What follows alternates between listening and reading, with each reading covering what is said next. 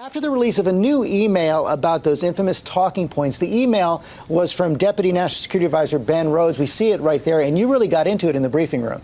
Yeah, there's no question. Here's the thing. The White House, what this seems to suggest is that the White House wanted Susan Rice to talk so much about the protests triggering that attack in Benghazi to deflect criticism from White House policies. But now what has happened is the bigger issue is why was that email not turned over to Congress earlier?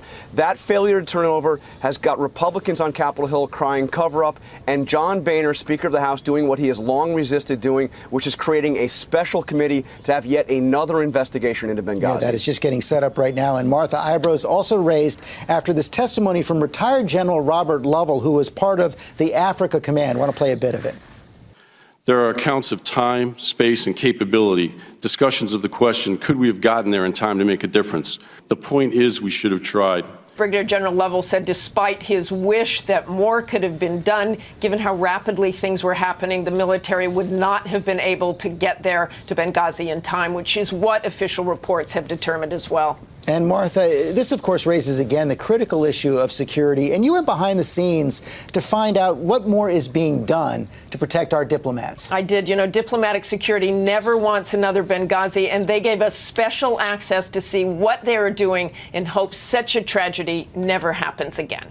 All right, we've got a hallway down here. In the fictional country of Erawan, that's nowhere spelled backwards, all vehicles down, all vehicles down. These diplomatic security agents are in their 10th and final week of hostile environment training. Even though this is an exercise, the memory of Benghazi hangs over it all. The training is challenging, physically and mentally. Agents must prove themselves in 160 essential tasks, from the hard skills like shooting and driving to the soft skills, communications, Go for consular talk, planning, and preparing for every possible threat. Guys, we gotta move. Hesitation kills in an attack, and so their actions need to be crisp, and this training brings it all together. Agents must work through stress and fatigue, solving complex problems with limited resources. There's no shortage of outposts that can turn dangerous, even deadly, without warning. Cover. Last year, a suicide attack at the U.S. Embassy in Turkey.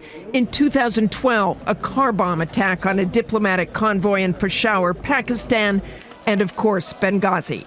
But the mission for U.S. diplomats must move forward. As Secretary Kerry has said repeatedly, America demands that we cannot retreat behind bricks and barbed wire. We have to be out there. Back at the consulate, a car bomb.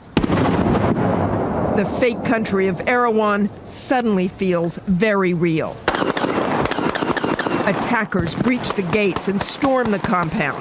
While the Marines playing the enemy outside continue to attack the complex, the students inside have no idea what's happening next.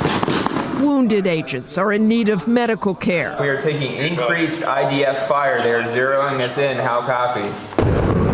Enemy mortar fire is getting closer.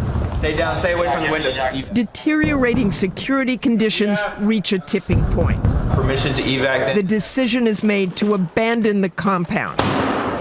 The agents whisk the consul general, his staff, and the injured agents to a helicopter landing zone. Ladies and gentlemen, you just completed the capstone. 10 weeks of training finally come to an end.